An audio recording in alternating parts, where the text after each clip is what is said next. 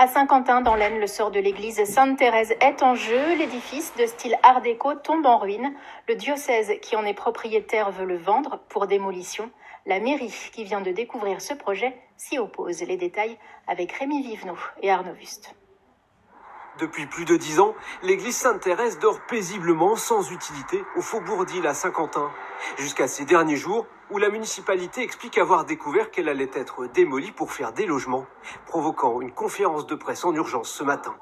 La ville s'opposera.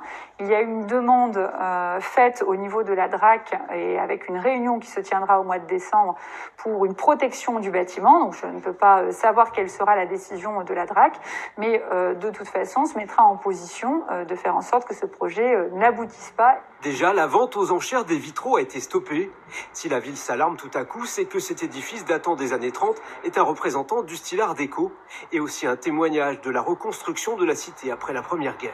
C'est le dernier maillon de la reconstruction de la ville après la Première Guerre mondiale.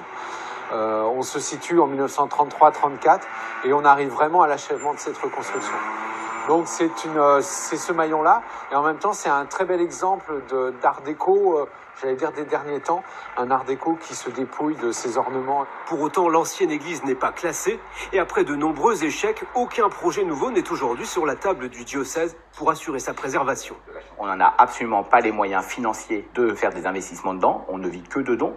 Donc est-ce que je trouverai suffisamment de dons pour un objet qui nous est plus utile? Ça me paraît compliqué.